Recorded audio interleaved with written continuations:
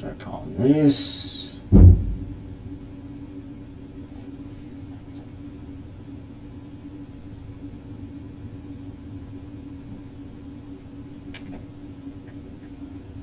So we're all good. Okay, we're good there.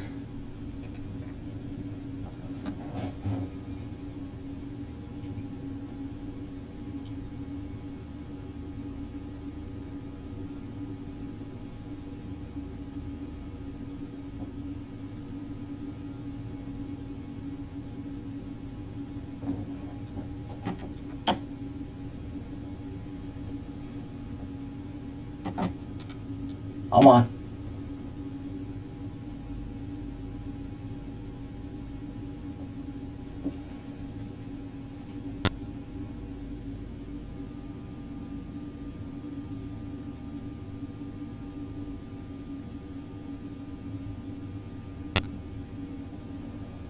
Okay. So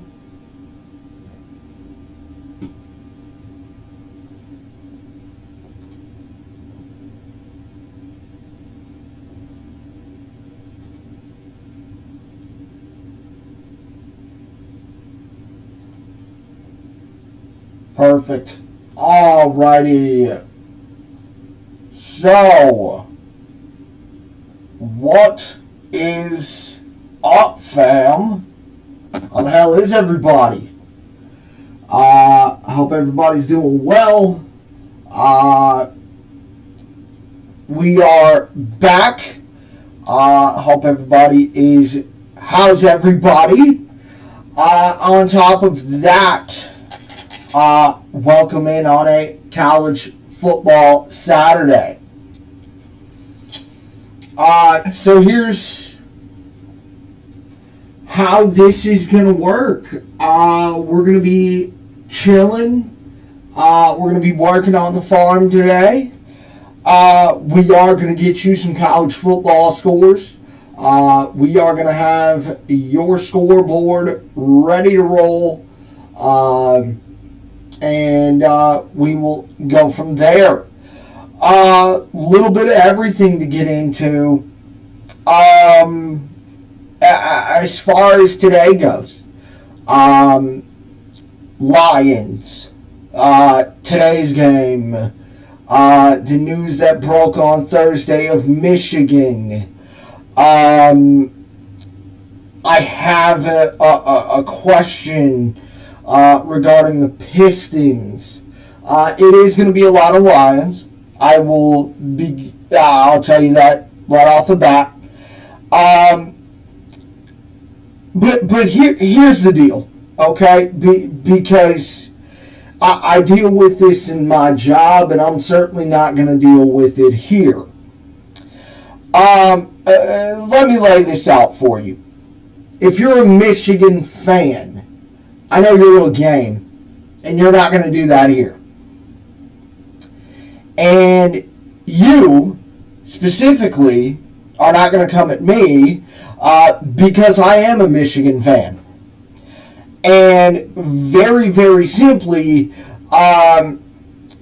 you can take your straw man somewhere else. I am openly telling you that if you come in here with straw man arguments, you're not welcome here. And every chance that you give me of straw man arguments, deflection,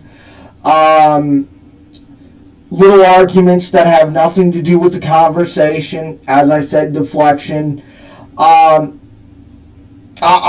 disarm. I will disarm you in every essence that I can. So, thanks so much. Let's go ahead. Let's get involved. Today, we are back on TJ's farm.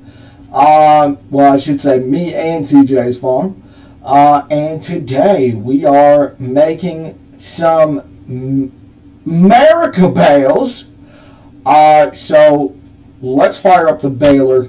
Let's go ahead and let's get this damn thing done. Because, well, very, very Simply, we need to get some hay done.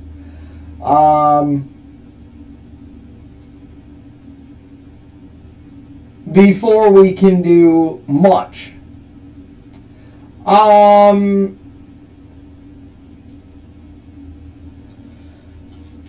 So let's get going here, and then we'll go ahead. We'll get into the injury report for our Lions. I'm also going to ask you a certain question, but that's not where I want to start. I want to start with the Pistons here. And I know that with the Pistons, we're probably not going to see much. But I looked at the other night as something I probably shouldn't, to be honest with you, and I know I'm going to get told I'm insane for this, but I do want to see how the regular season plays out. But we don't do the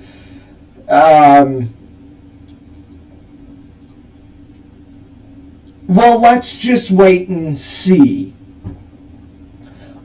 routine here on the channel. So here's the deal. I look at the other night as far as the Pistons go, and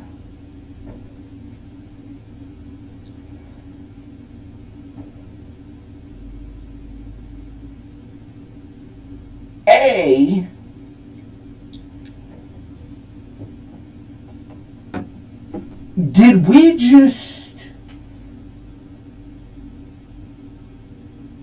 like, I know there's worry about this Asar Thompson kid, and obviously there should be, but did we just go ahead and I don't know, kind of just blow off that pick? Because we are in this weird space where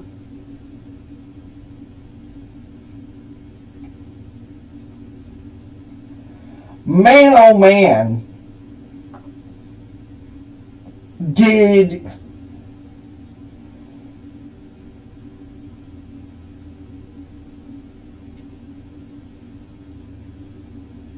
one moment, y'all.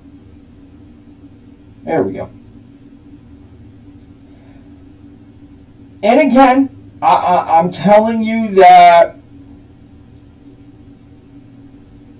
maybe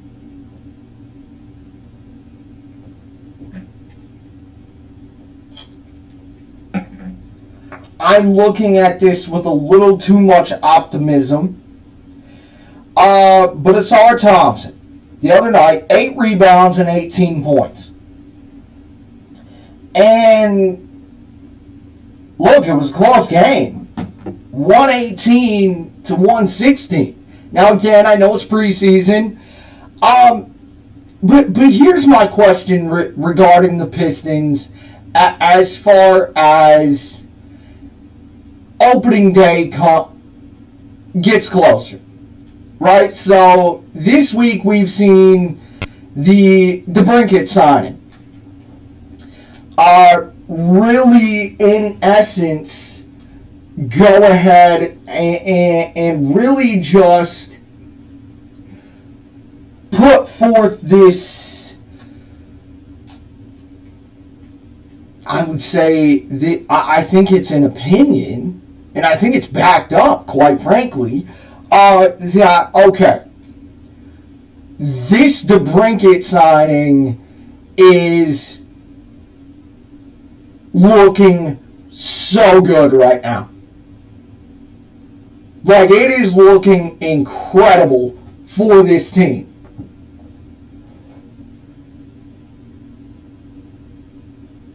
But what should be,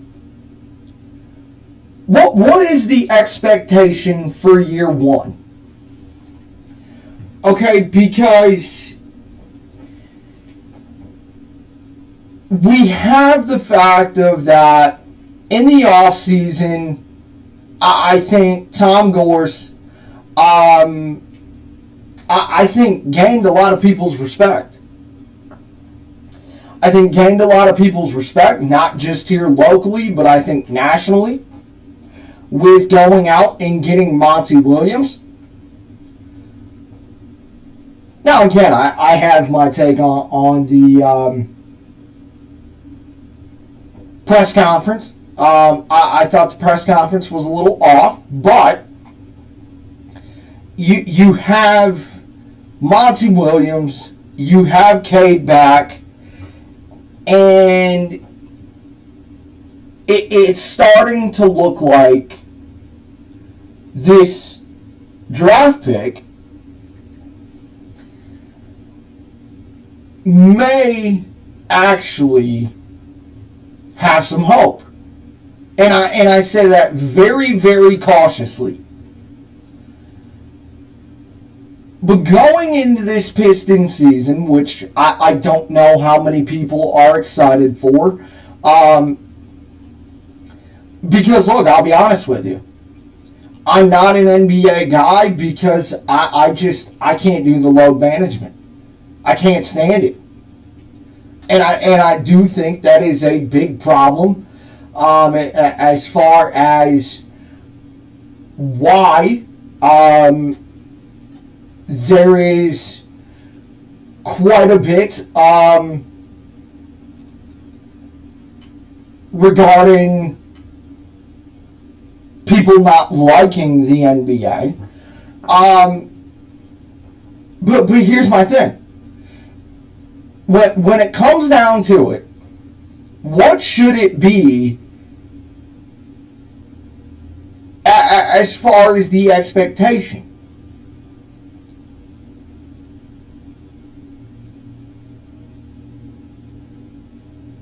Because you've got this in-season tournament, which I don't understand.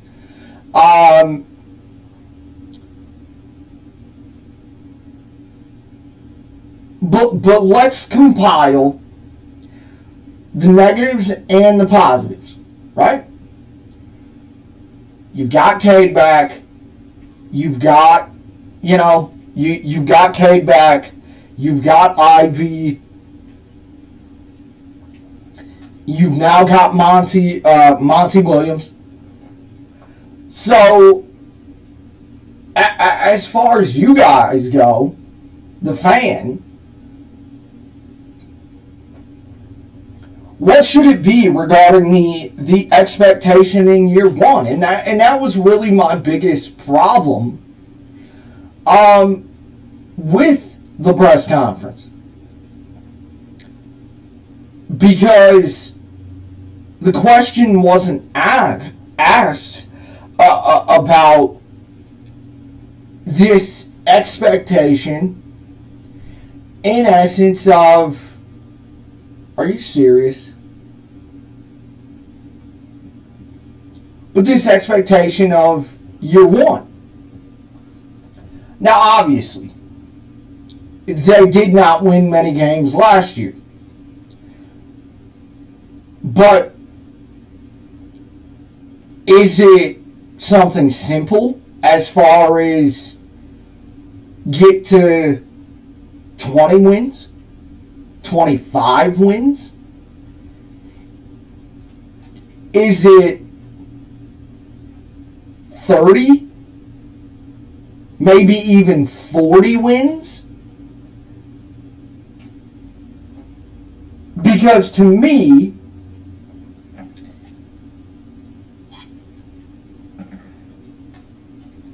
it's kind of vague as to what we should expect this year. Now look, I do think there's a lot of other factors regarding apathy regarding, look, the team is just not relevant, so why care? I get all that.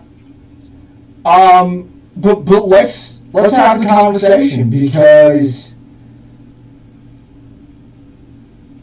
I think, to me, the expectation should be really in the middle ground of, I would say, 30 to 35 wins.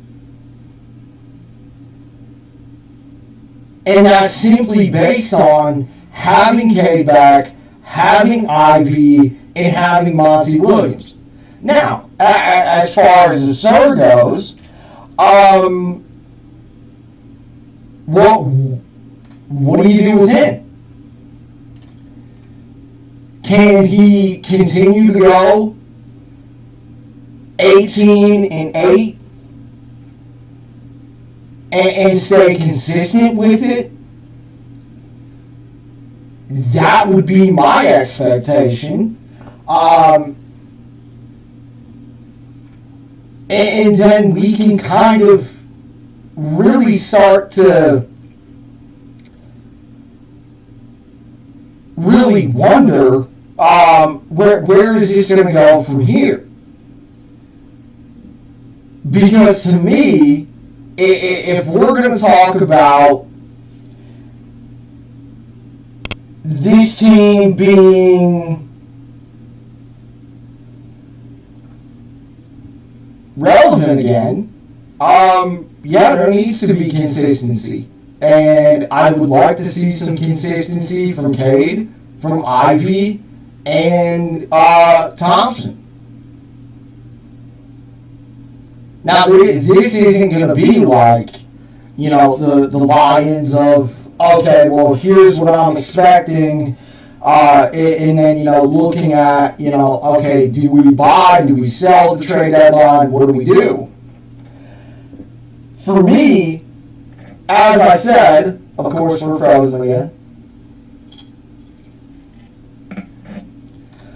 For me, it's really that simple. It's really simple as, if we can get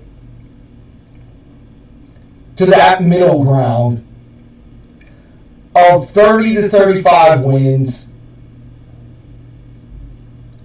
Cade stays healthy, Ivy stays healthy, we start to see a little bit of defense out of this team, we start to see some firepower out of the backcourt, and then Sir Thompson stays consistent as far as 18-8 being that baseline, then I think we can go into year two expecting, okay, let's try for, I don't know, a wild card. Or let's try for the tournament. Let's do this, let's do that. But I'm not looking for year two. I'm looking for answers regarding year one. And what is going to come out of that as far as this idea of what should be the expectation regarding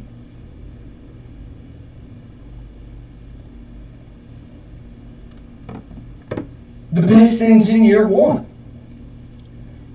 Is it supposed to be, can we get to that middle ground? And I think based on the coach, I think having Cade and Ivy, and I would even, to be honest with you, throw Bogdanovich in there. If we can have that and they stay healthy, then yeah, I'm going to probably put them in that middle ground of let's go from there And then we can really start to assess as far as what the hell this deal is for this team.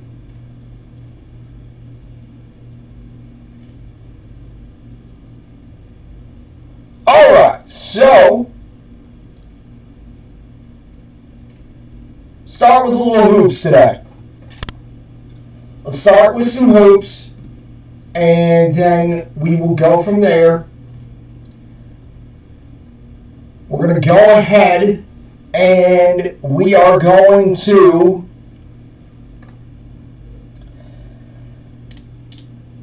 get into, well, actually I'm going to throw this Lions question here next, and then we will get into a little bit of college. So go ahead and let's get it saved, and we'll do the Lions question next.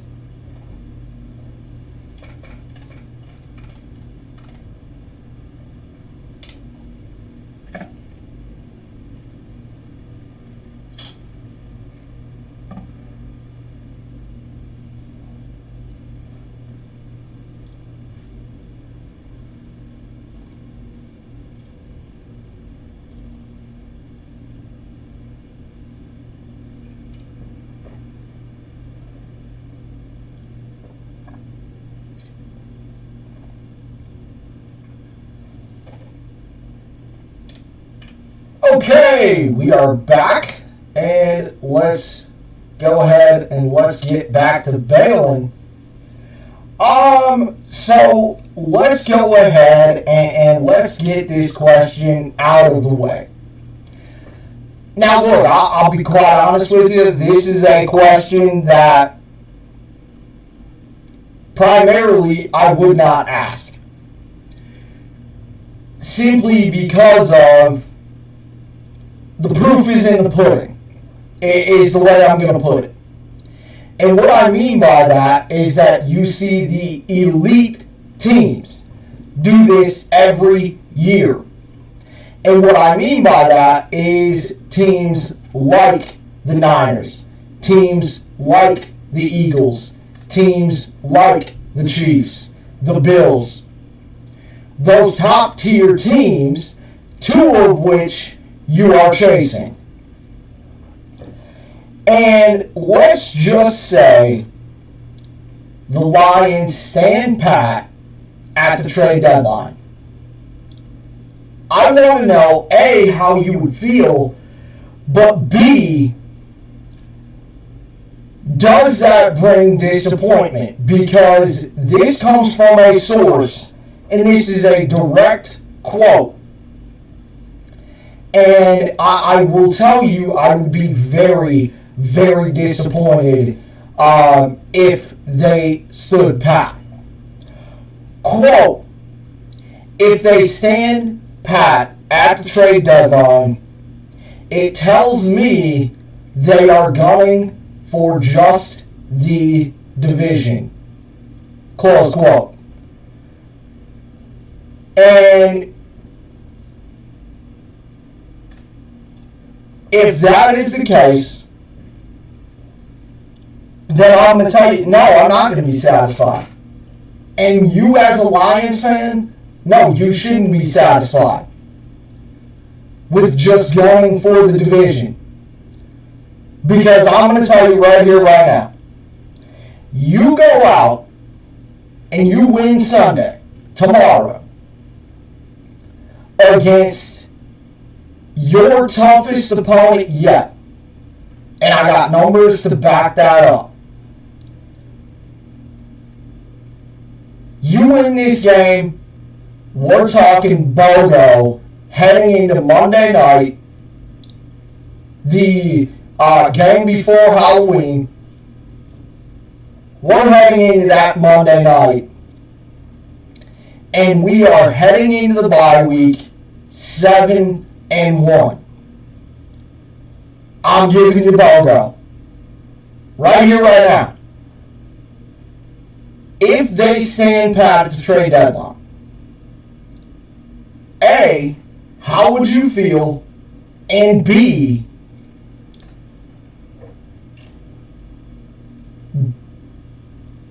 what really does it do for you regarding this season?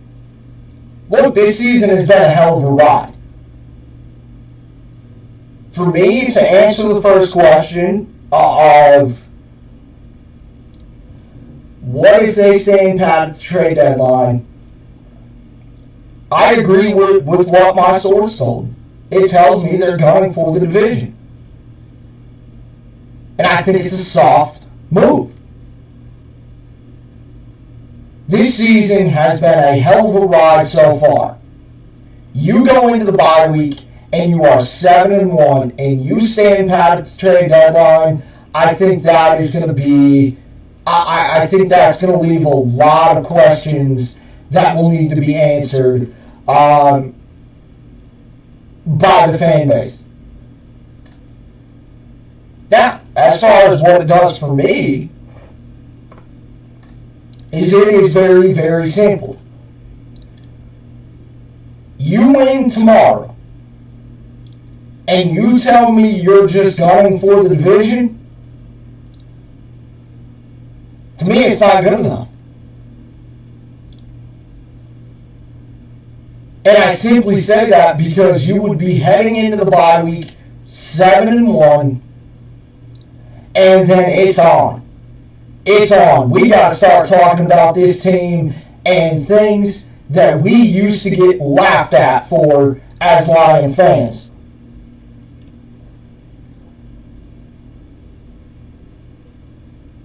Like, straight up. And I think not only would it be a head scratcher, I think some very, very tough questions regarding Brad Holmes would begin to come up. Because you win tomorrow, then I'll just tell you right here, right now, I'm coming on here Monday and I'm asking you, the fan, how far are you willing to dream? And look, TJ's got a bold selection that he's going to give, or that I'm going to have to give for him because he's on a plane right now. But him and I talked about this. And he's right here with, and he's in lockstep with me of gunning for the division is just not good enough.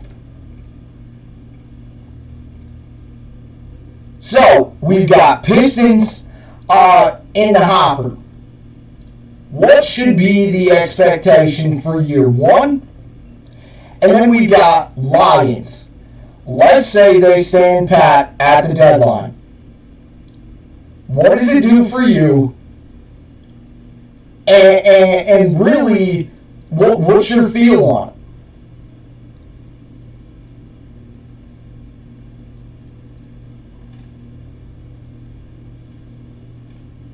And I'll give you the quote again from a source.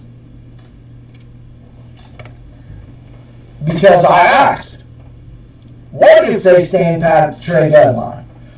Quote, it tells me they're gunning for just the division. Close quote.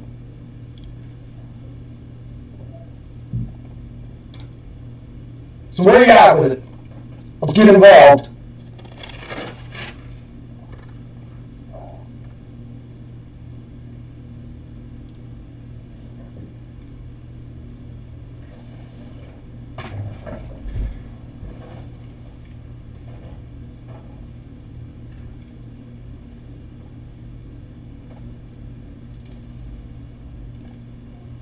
Alrighty.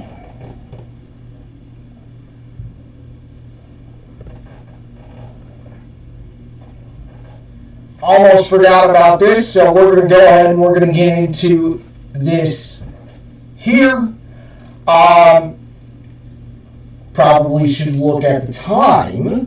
Oopsies. A little bit late this week. I do apologize. With that said, one note, and then we'll get to the picks. One note is that with the picks, we're going to start to do them a little bit differently, just because the last couple of times we have been a little bit late. And not only that, but we think this would be a better way to do it regarding football season, because, well, we want you guys involved as well. So with that said, let's get to the picks. It is that time of the week. A little bit of a resurgence for me last week, and yet again, TJ and I are off by one freaking game. So, TJ and I are neck and neck, and this is where it starts to count. OSU minus 4.5 taking on Penn State. TJ outright Penn State. This game has a chance to get ugly. He's taking Ohio State. For me, it's going to be Penn State. And I don't want to go with my gut here, but I have a gut feeling Penn State is going to pull this off. It's going to go down to the wire, and it's going to be a walk-off win. Bama, minus 9.5, taking on Tennessee. TJ and I are in lockstep here. Joe Milton, pressured on 29% of his dropbacks. We are both taking Alabama. Oregon, minus 18.5, taking on Washington State. This is where I'm going to take a shot here. Give me Washington State. On the other side of things, TJ's on the other side of this one. TJ is taking Oregon after that loss to Washington. What a game that was. But I'm going to take a shot here. Go ahead, give me the Cougars. USC, minus 7, taking on Utah. TJ and I are in lockstep here. Lot of issues going on with Caleb Williams. Look, there's knowing your worth, and then there's also delusion. We'll get to that. Give us both USC. Arkansas, minus 6.5, taking on Mississippi State. TJ and I are on different sides. Give me Arkansas. They are finally back home. Let's go. Let's take another shot. Let's go Arkansas. TJ is going to be taking Mississippi State. And final game in college for this week, Texas Tech, minus 3.5, taking on BYU. Go ahead and give us both Texas Tech. Guns up. Let's get to the NFL.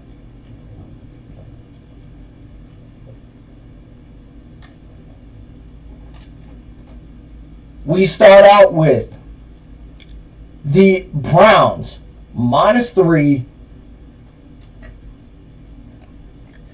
taking on the Colts. When it is a weird line like this,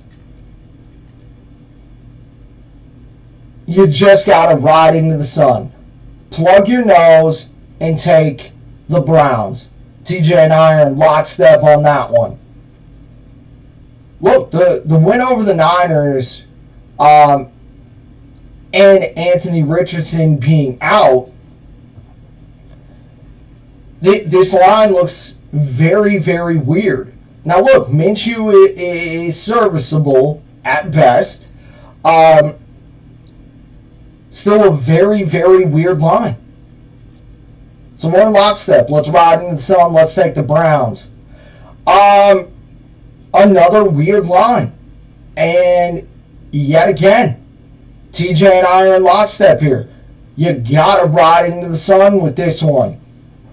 Plug your nose and hope for, and literally ride into the sun on this one. Bills -8 taking on the Patriots.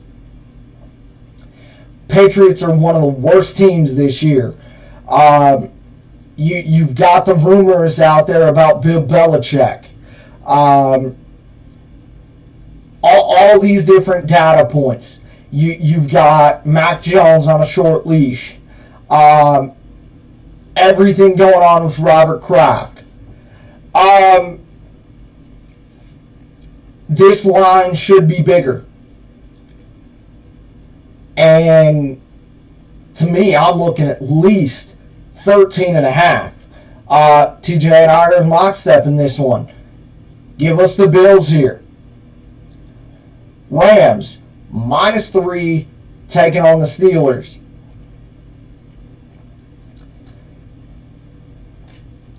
This is another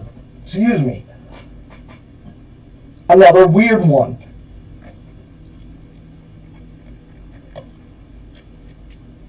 And specifically because of you got Sean McVay and the birth of his son, and then you've got the other side of things, which is the Steelers have no plans to fire Matt Canada.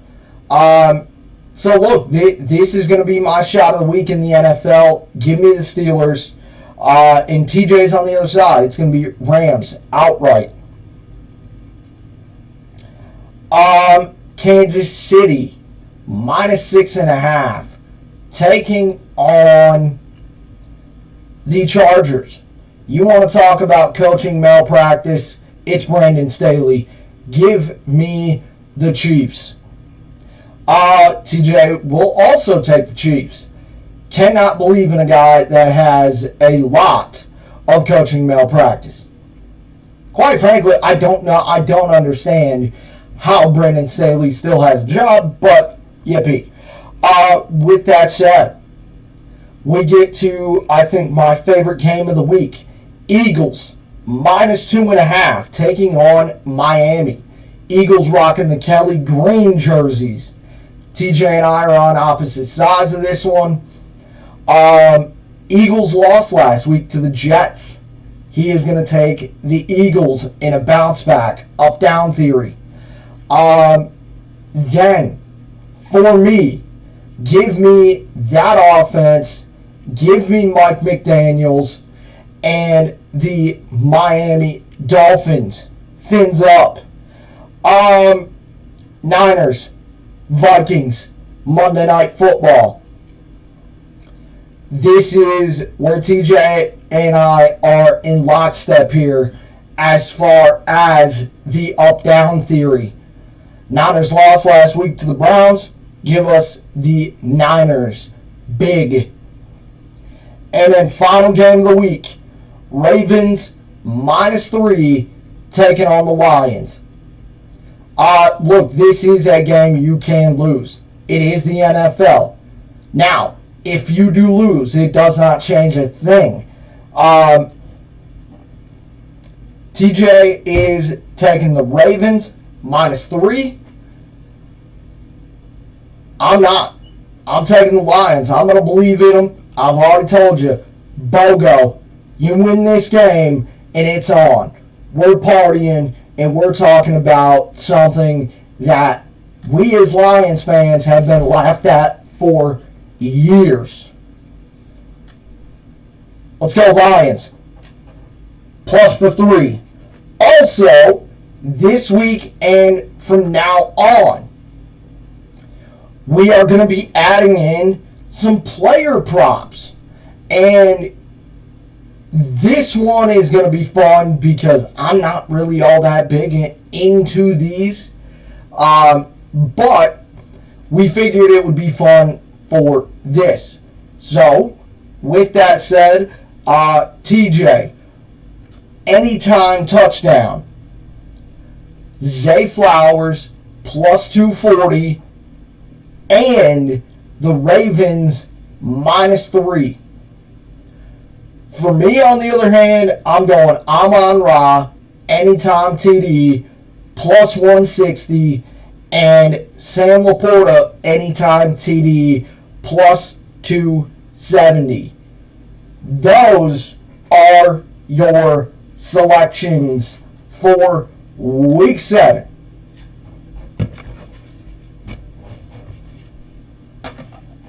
Alright, so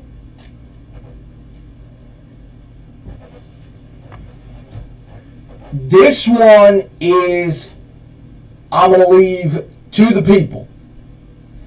I want to know where you're at regarding this weekend. And I want to know which game means more to you.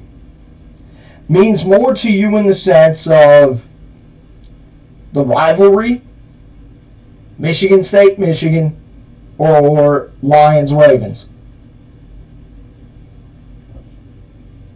For me, straight up, it's Lions, Ravens. Lions, Ravens, and as I said, this is going to be BOGO. You win this game, and the entire conversation changes regarding this team, regarding where we are at as far as talking about certain dreams that we may have for this season. We've also got Pistons in the mix, and we've got Lions deadline.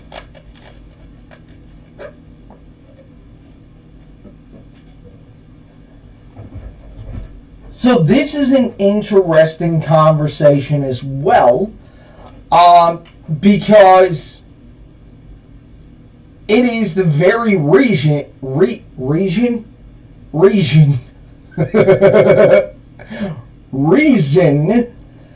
I don't do the social media news deal as far as X and Twitter and all that.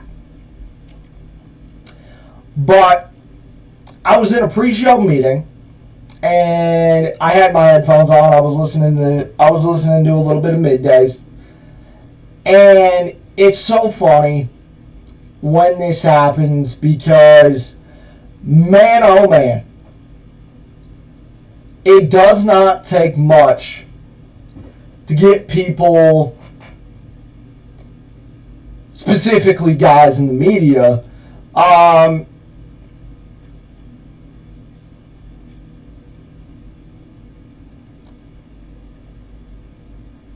talking about credibility, talking about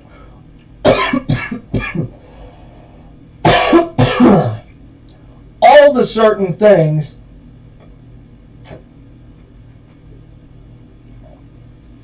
that go with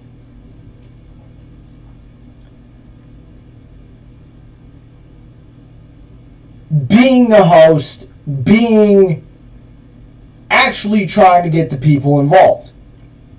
And there were quite a few people who got duped by a fake writer at CBS. And the fact of the matter is it's exactly why I don't do rumors, in specifically when it comes to sports. Because I'd rather check with my people before I check on social media. And so, this writer talked about the Eagles and Patrick Surtain, and how trade talks are heating up and this and that. Look, here's the deal. The Eagles can still find a way to make it happen because they do have one of the best general managers in the NFL in Howie Roseman.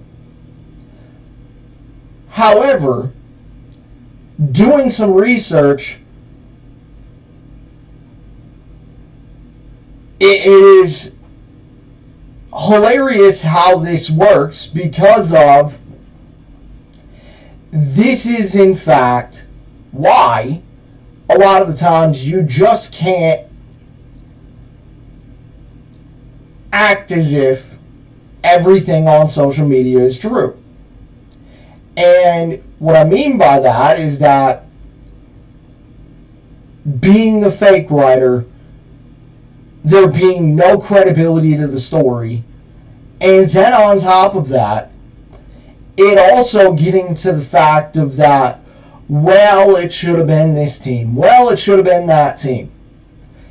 The fact of the matter is that if you're going to have this conversation, then there's a couple of different things. A, you have to have the conversation of the draft capital you would be giving up, and then on top of that, you're also talking about the fact of that, in essence, this idea of that we also have to talk about a contract. And that's how it usually should work. The fact of the matter is that, look, when you believe things on social media, you tend to get things more wrong than right. Now, as I said, the trade could still happen. The trade deadline is damn near 2 weeks away. Something like that. Somewhere in that range. The fact of the matter is that, look, when you get duped, it's not great. It's not great because then basically you look stupid. I mean, that's just how it goes. Now, as I said, the trade can still happen. But look, speaking of a corner, that's where TJ is at. And TJ says, at the trade deadline, you go get Patrick Surtain because C.J. Gardner-Johnson is out for the year. Emmanuel Mosley is out for the year. You go get Patrick Surtain and you push for the NFC title.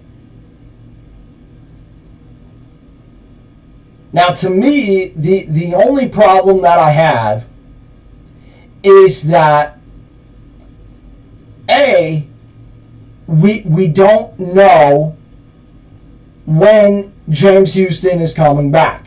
Obviously, he has a broken leg. The point is that Aiden cannot do it himself. He just can't. To me, you need another pass rusher up front. You need to get Aiden a buddy, invest in Aiden Hutchinson, and push for an NFC title. Now, as far as it goes, there's a couple problems with that because, A, I don't have a report in specifically talking about the Panthers want to move on from Brian Burns. On top of that, you're also talking about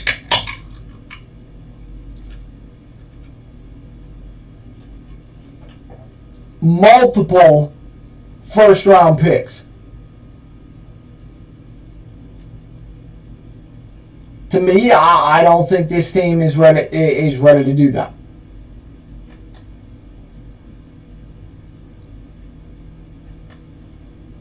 If they win this weekend, if they win tomorrow, then I'll tell you right here, right now, you take a first-round pick and you go get a stud.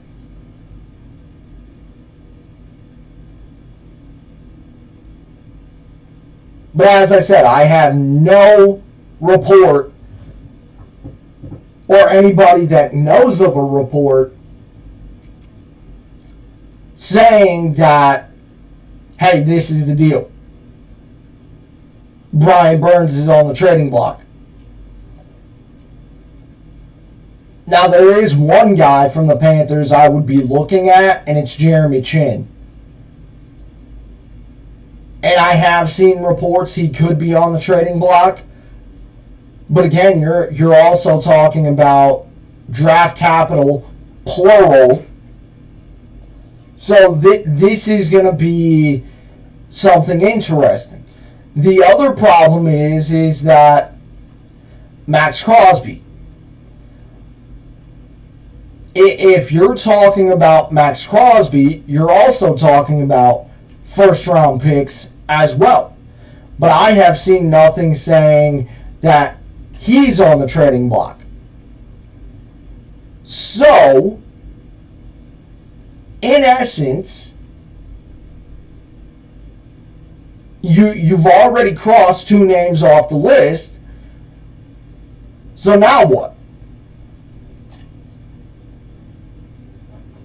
But I do agree with TJ in the sense of that, yeah, if I'm going to be looking at two certain places, it's getting Aiden a buddy, and it's getting help in the secondary.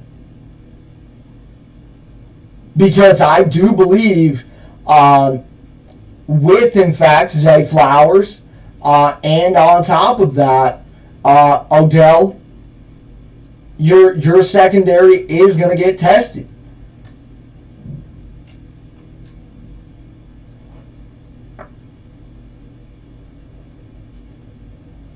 So I want to know straight up, you with TJ or you not? Because to me, if we're talking about pushing for an NFC title, I'm all in. I'm all in on that. But the problem is who are you going to go get? And personally, I like the idea of Patrick Surtain in this defense, in this secondary, because then it gives you the option of him, Branch, which Brian Branch is back this week. Let's go. No, I mean, if that's the case, I think it gives you options, and then on top of that, I think it bolsters your defense.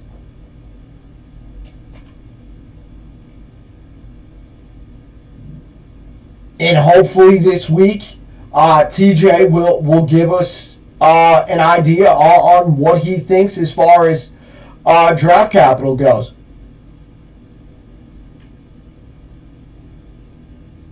All right, let's get to the injury report. Injury report is always presented by Henry Ford Health Plus. We start out with Craig Reynolds, Josh Pascal, and James Mitchell, all questionable. David Montgomery and Jonah Jackson are out. That also means Sam Laporta, Jahmyr Gibbs, and Brian Branch are back in the lineup. And that gives me a lot of optimism heading into this game, because this is going to be a very, very tough opponent.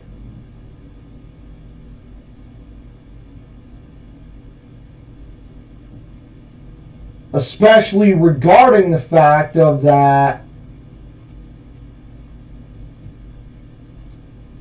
here is week 7 by the numbers. It is going to be strength on strength this week. Ravens versus Lions. Ravens total defense is second in the NFL. Lions' total offense is third in the NFL. Lions' rush defense is first in the NFL. Ravens' rush offense is fifth in the NFL.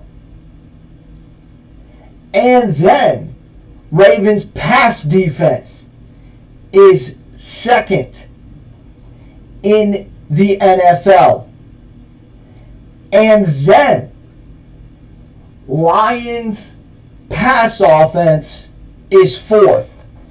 So you want to talk about strength on strength.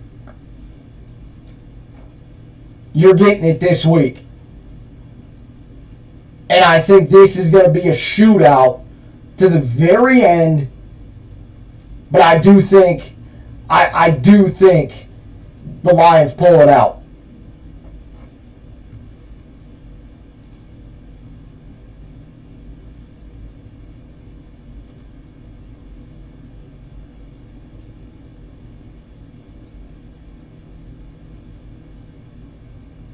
Okay, so I want to get to this comment from Dan Campbell.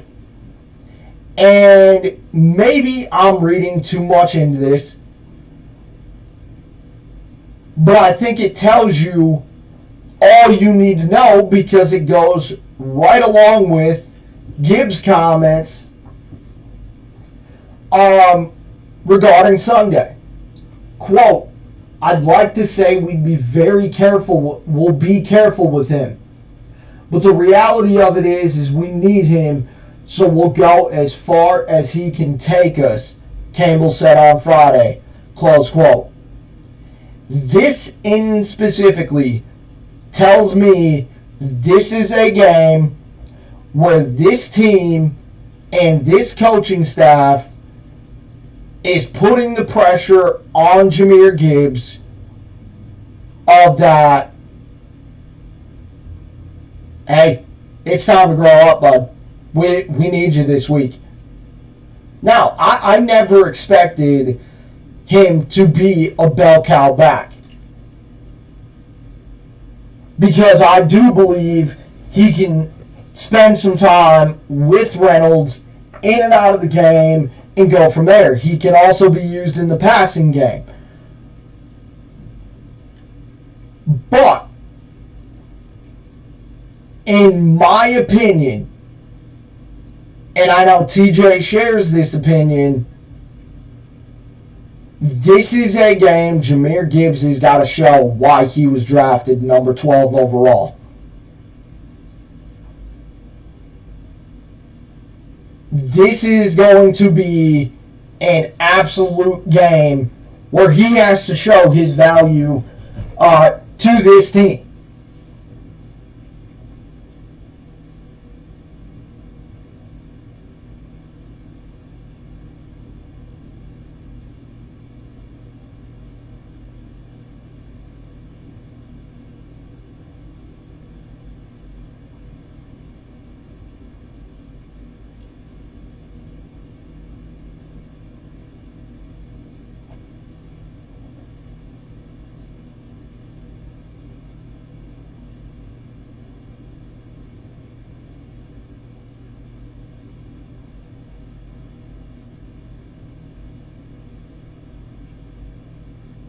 Okay, so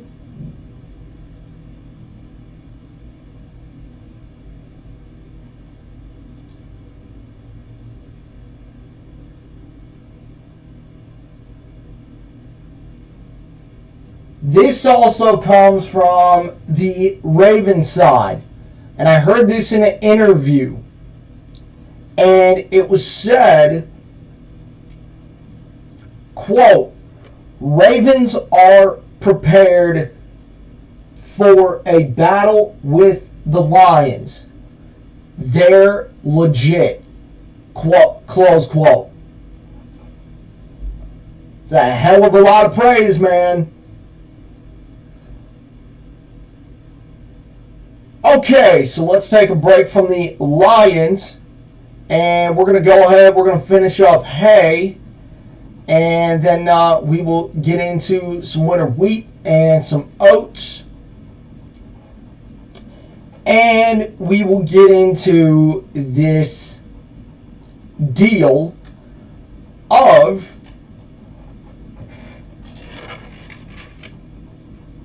the Michigan story.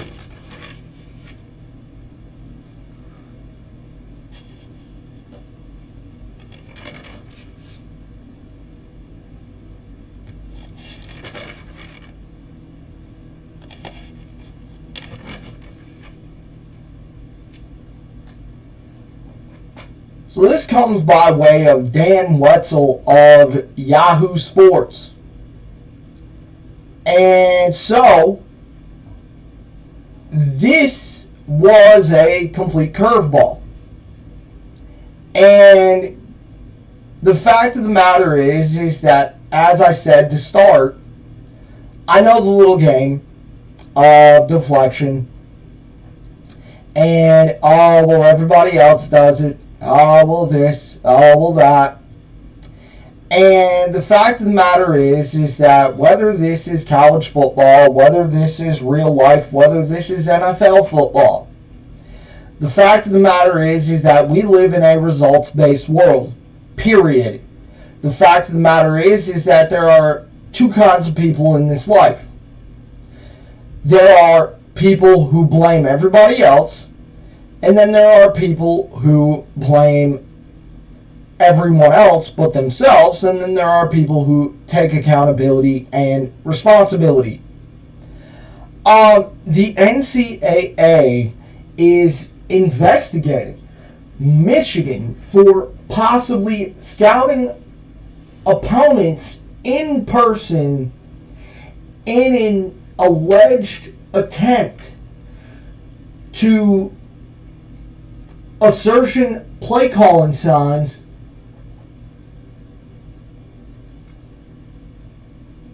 industry sources tell Yahoo Sports. Sign stealing is not against NCAA rules. In-person scoutings, however, are. Well, then we get to that the Big Ten, the conference itself, has laid out a statement. And what it is, and specifically, is that late Wednesday afternoon, the Big Ten Conference and the University of Michigan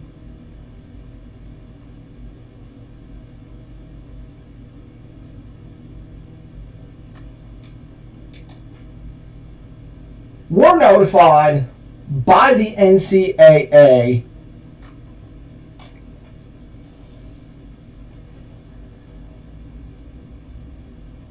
that the NCAA was investigating allegations of a sign stealing by the University of Michigan football program. The Big Ten Conference has notified Michigan State University and future opponents.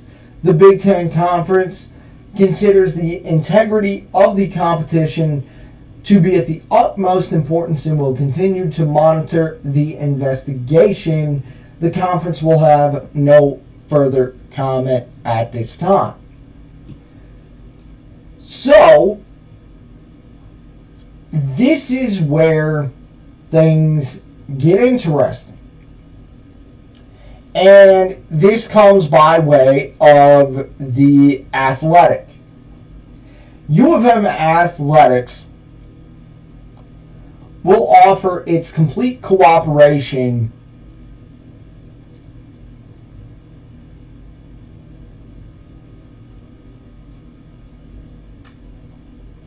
of the NCAA in this manner. At the University of Michigan, all of us are committed to the highest standards of ethics and integrity for all members of our community. This is the same expectation I have of all coaches and student athletes, said Athletic Director Ward Manuel in a statement on Thursday. Yeah, okay, that's great. The Big Ten approached Michigan State on Wednesday ahead of this weekend's matchup between the rivals in East Lansing, saying it's been made aware of credible evidence that exists suggesting the Wolverines have successfully, in quotations, stolen signs called by opposing teams' coaches this season. The NCAA is investigating over possible rule breaking around in-person scouting of opponents.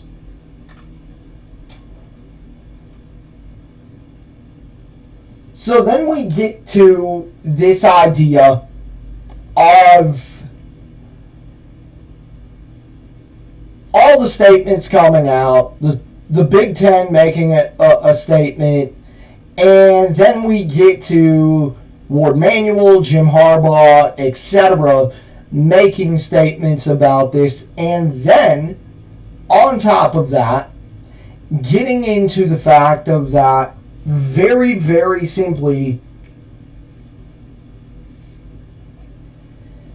that they're going to cooperate, and it's been this deal, and it's this, and it's that, and the whole light show. The fact of the matter is that according to The Athletic,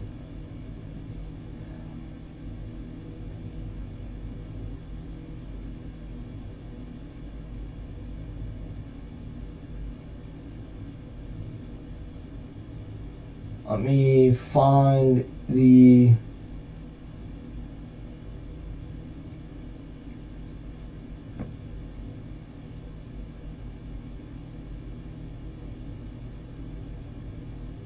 right here. One source who was briefed of the allegation said Michigan is being accused of using, quote, a vast network to steal signs. The alleged evidence appears to suggest U of M had knowledge of what play an opposing team was going to run before the play occurred. So that's where this gets interesting, because of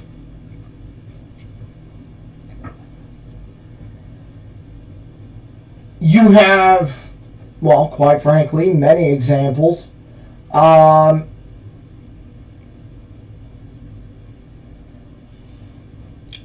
Prominently in 2020, Clemson was touted as the best sign-stealing program in college football.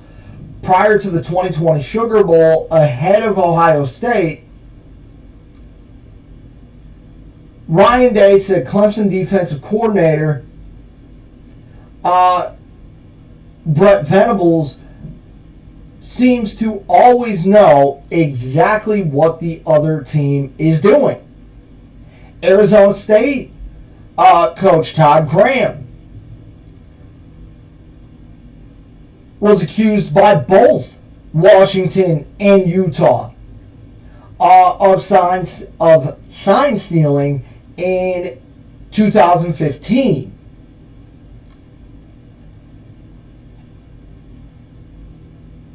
In 2014, Kansas State coach Bill Snyder accused Auburn. In 2013, Auburn was accused by Florida State. The list goes on and on. So here is the deal, quite frankly. You don't have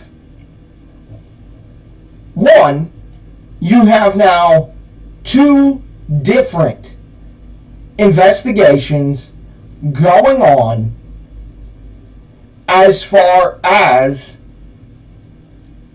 the sign stealing which there's more to this. And then, of course, you have everything that went on with COVID. Which then brings up the Yahoo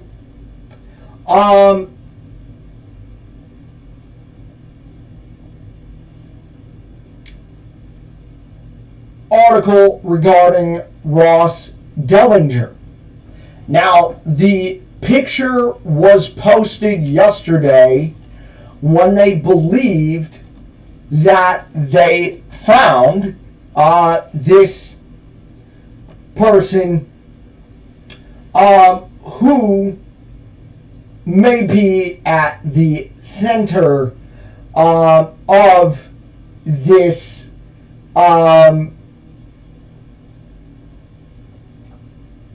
scandal. But first of all, I want to get into this because I do not believe that Jim Harbaugh wrote this statement.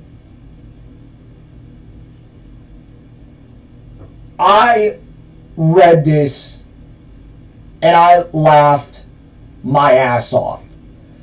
Because quite frankly,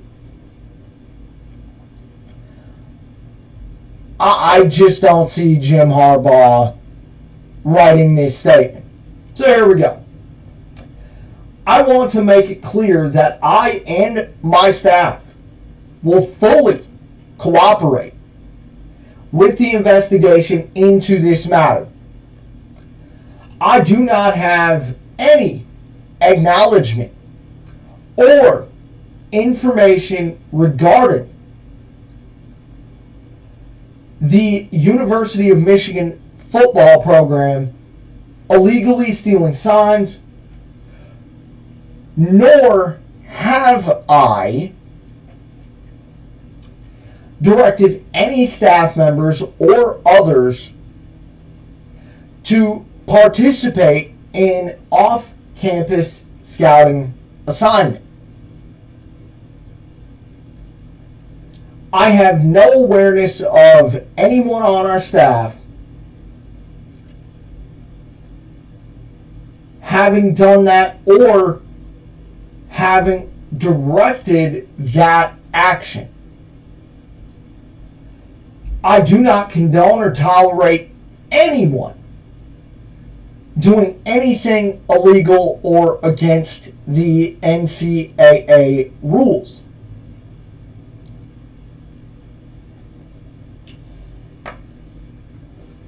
No matter what our program or organization that I have led throughout my career, my instructions and awareness of how we scout opponents have always been firmly within the rules pursuant to the NCAA rules. I will not be able to comment further while this investigation takes place.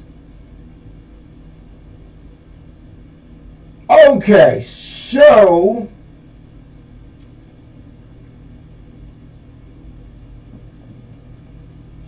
now we get to the actual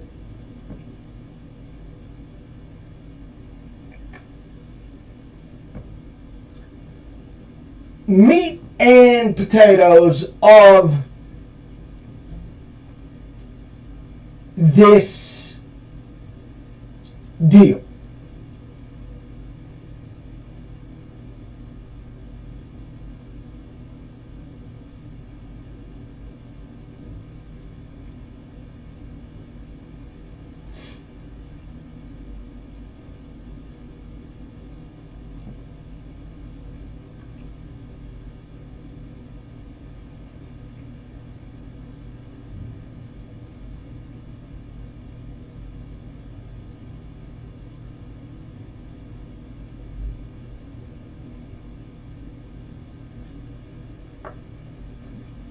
This guy,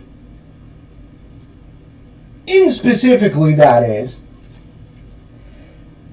was a part of the military. Now, quite frankly, I think this is brilliant Because who better at breaking codes, decoding, stealing signs than somebody who was a Marine? The fact of the matter is that very, very simply,